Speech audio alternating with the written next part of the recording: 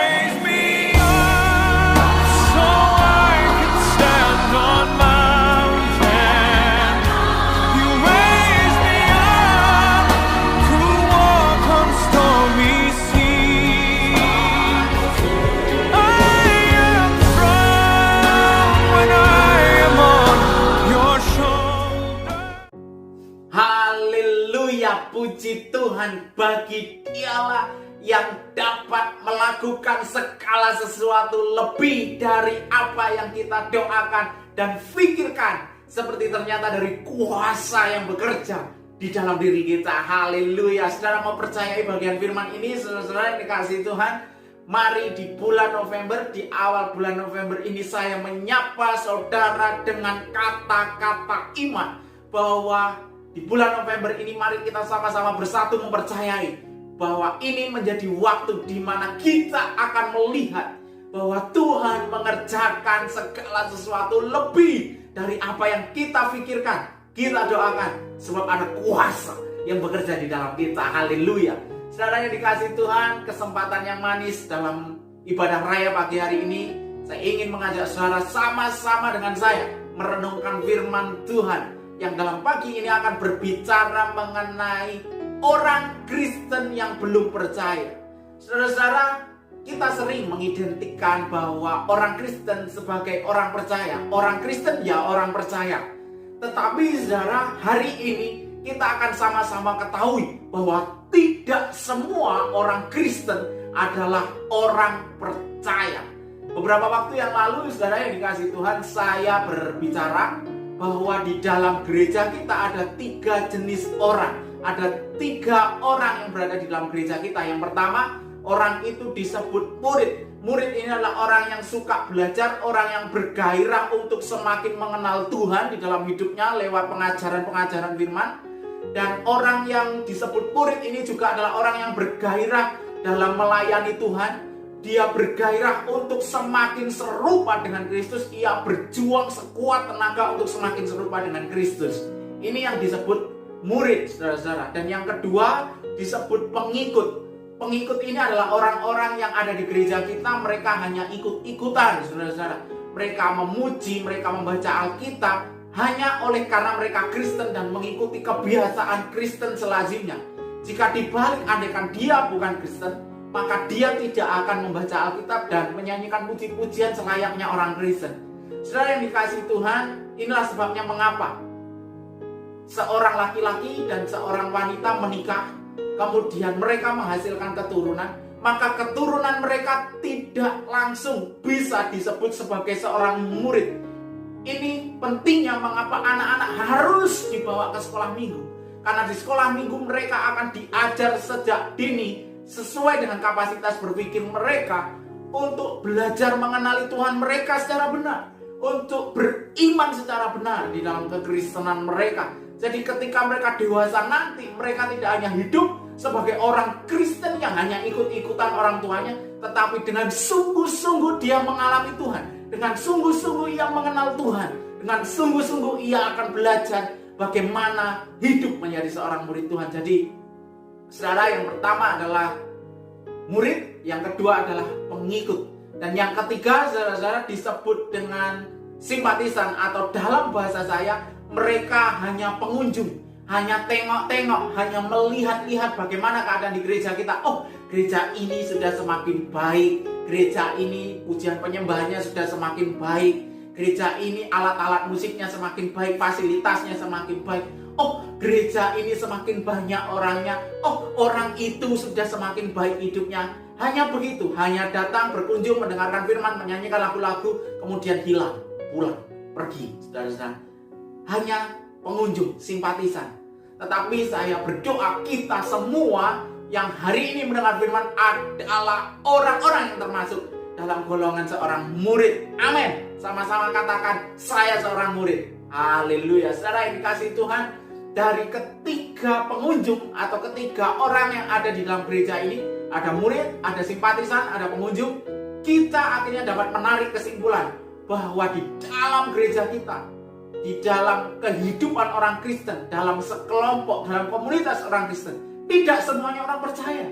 Mereka bisa jadi belum percaya sepenuhnya kepada Kristus karena mereka hanya ikut-ikutan, karena mereka hanya mengunjung.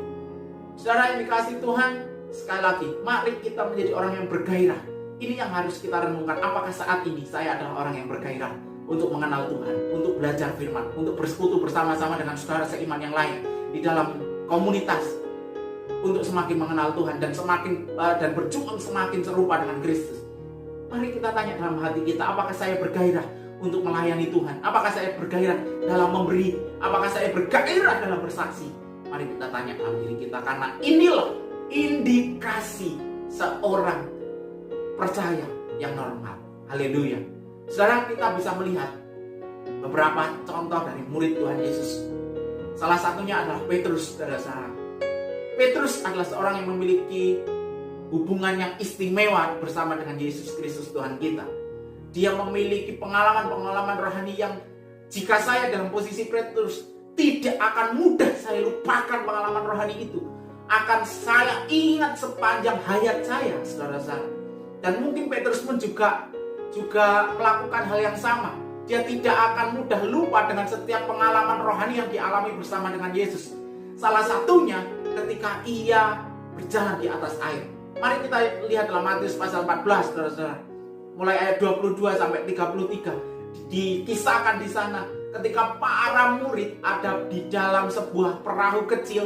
Dia ingin menyeberangi danau Galilea, saudara-saudara. Tiba-tiba angin besar datang dan mengombang-ambingkan kapal mereka, karena otomatis ketika angin besar datang, air menjadi bergejolak, menjadi bergelombang, dan mungkin saja gelombangnya menjadi besar, saudara-saudara, dan mengombang-ambingkan kapal mereka. Di tengah ketakutan para murid, dan di antara mereka ada Petrus, mereka melihat satu sosok yang mereka pada akhirnya ketakutan dan menyebut sosok itu hantu. Tetapi Petrus tidak demikian, saudara-saudara. Dengan keberaniannya, dia memastikan bahwa sosok yang dia lihat itu bukan hantu, tetapi Yesus. Dia memastikan. Mari kita lihat pada ayat yang ke-28, saudara-saudara. Setelah Yesus menenangkan para murid, tenang, jangan takut, ini aku. Petrus berseru, katanya, Tuhan, apabila engkau itu, suruhlah aku datang kepadamu berjalan di atas air. Dan luar biasa, karena memang Yesus mengatakan, Yesus yang dilihat oleh para murid itu, makanya dia mengatakan, datanglah. Dan saudara-saudara yang dikasihi Tuhan, saya percaya ketika Yesus berkata datanglah, bangkitlah kepercayaan Petrus. Dia sungguh-sungguh bukan hanya lagi memastikan, saudara-saudara, tetapi dia benar-benar mempercayai bahwa yang dilihatnya di atas air itu adalah Yesus, Tuhannya, gurunya, panutannya. Oleh sebab itu, karena keyakinannya, karena kepercayaannya kepada Yesus ini, Petrus berani mengeluarkan kakinya dan berjalan di atas air, saudara-saudara yang dikasihi Tuhan.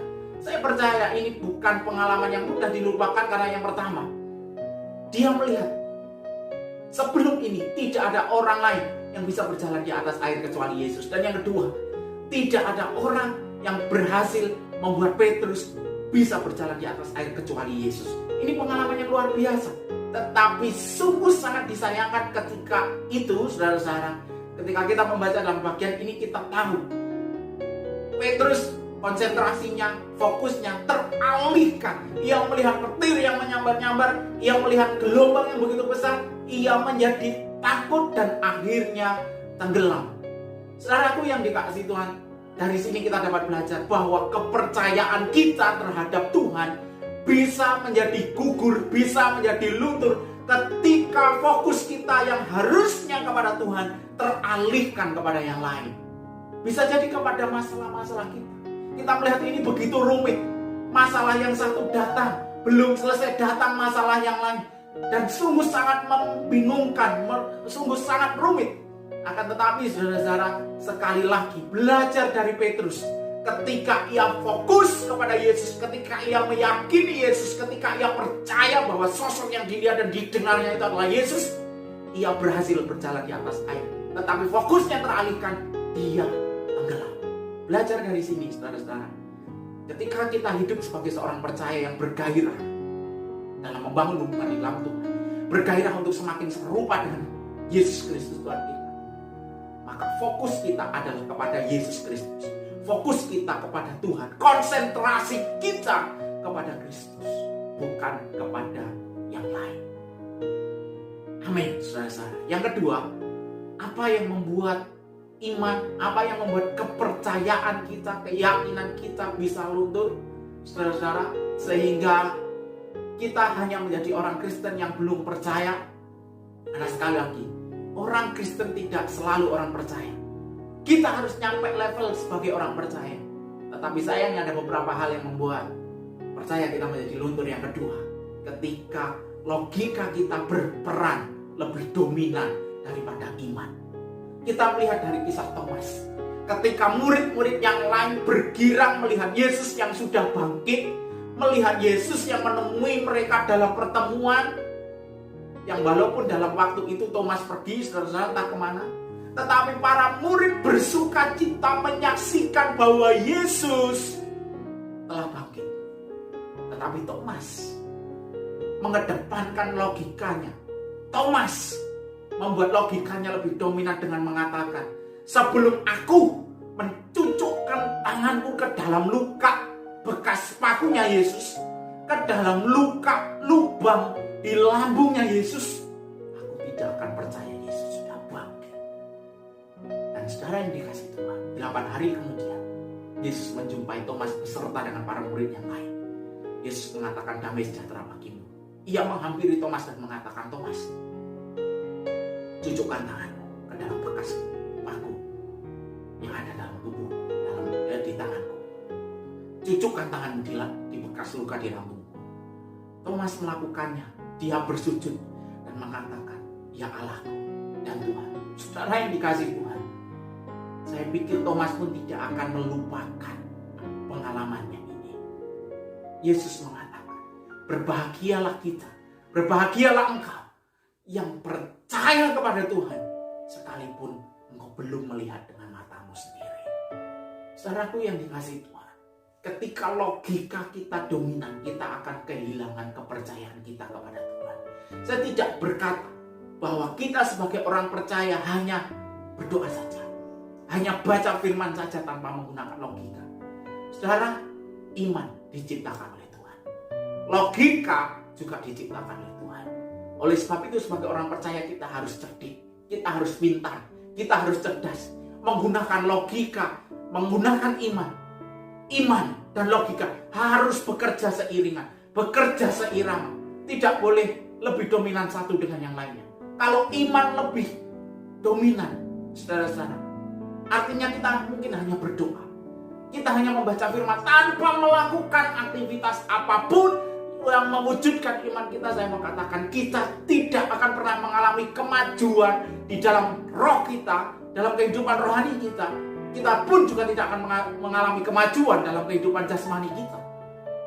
Karena saya meyakini dengan sungguh, firman Tuhan pun mengatakan bahwa iman yang tidak dikerjakan hakikatnya mati.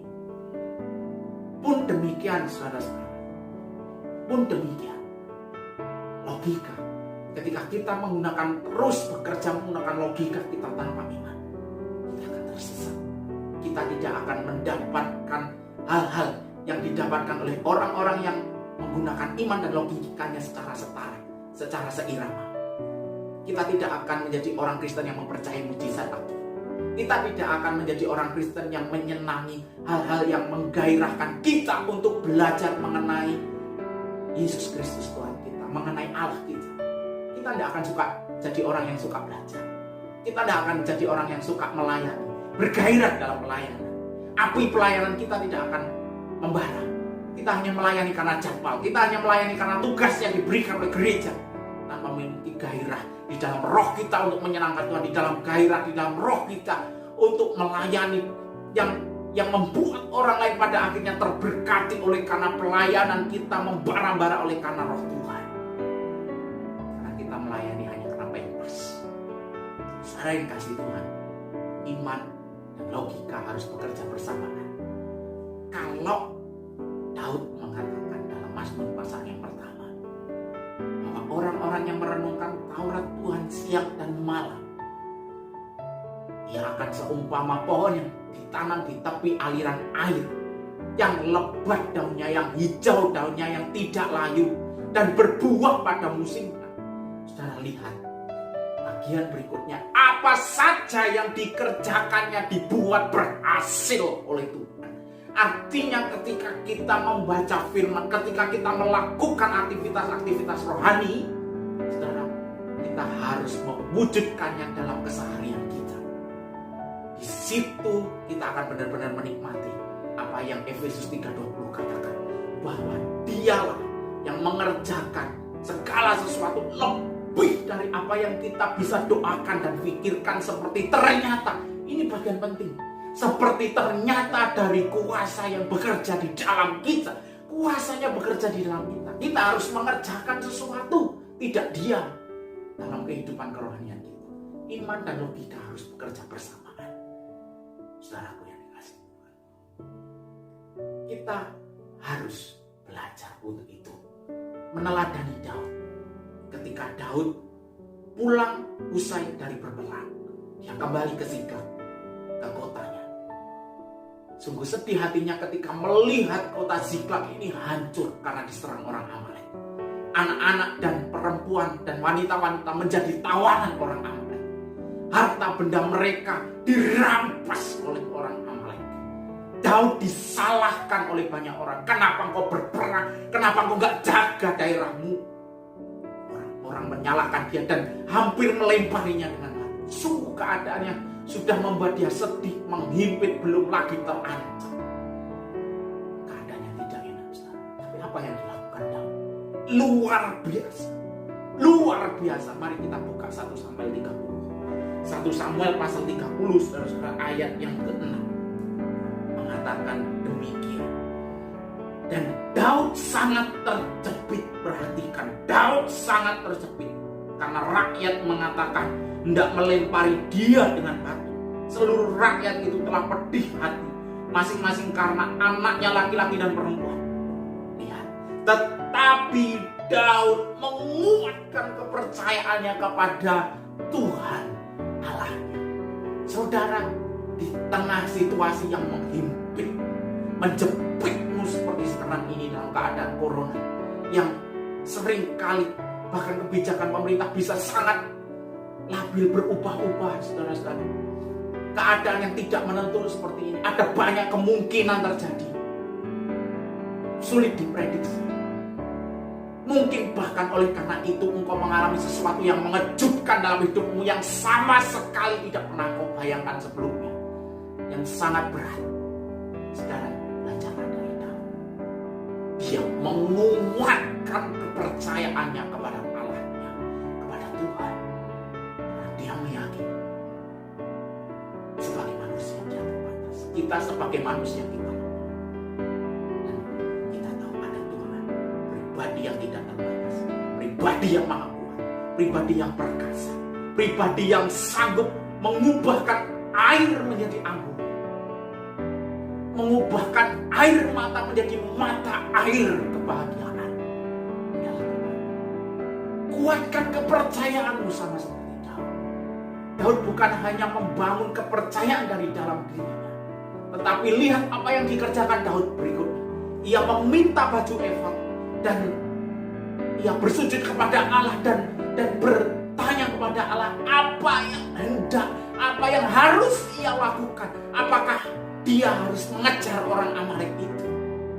Saudara-saudara, seberapa banyak dari kita yang sampai hari ini kita lebih sering berdoa, yang dalam isi doa kita menuntut Tuhan, saya punya rencana ini Tuhan, tolong berkati rencana saya. Saya punya ini Tuhan, saya ingin melakukan ini Tuhan, saya ingin ini Tuhan, tolong berkati, tolong kabulkan doa saya. Seberapa banyak dari kita yang bertanya kepada Tuhan, apa yang harus saya lakukan? Apa yang harus saya lakukan? Belajar dari Tuhan, menaruh kepercayaannya kepada Tuhan, bukan memaksakan dirinya, bukan memaksakan kehendaknya. Kau tidak mengatakan Tuhan sertai aku akan kejar orang Amalek ini, tidak.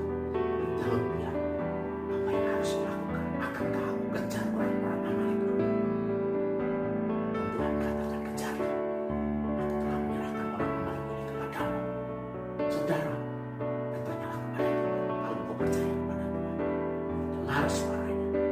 sebagai orang percaya, suara yang harus kita dengar dominan adalah suara Tuhan.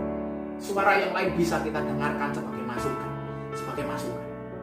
Karena setelah kita mendengar suara Tuhan, kita mendapatkan visi dari Tuhan. Kita harus melaksanakan visi itu. Dan untuk melaksanakan visi itu, kita membutuhkan strategi dan masukan-masukan dari orang lain. Kita bisa dengarkan untuk membangun strategi kita. Saudara yang dikasihi Tuhan, mari kita belajar untuk semakin menguatkan kepercayaan kita. Jangan jadi orang percaya yang lemah. Jangan jadi orang Kristen yang tidak percaya. Jangan jadi orang Kristen yang belum percaya. Kalau Tuhan bilang jangan takut, ini aku, percayalah. Dan bertanyalah apa yang harus aku lakukan di situasi ini. Tuhan yang mempunyai hidup kita, menjamin hidup kita, bertanggung jawab atas hidup kita.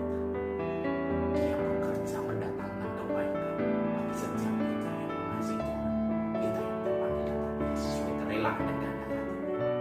Amin, saudara-saudara yang dikasihi Tuhan.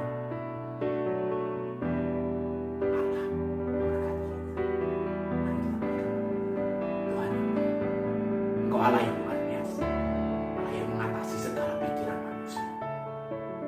Buat kami melalui firman ini, walaupun kami harus ditegur, buat kami melakukan apa yang menjadi kehendak-Mu.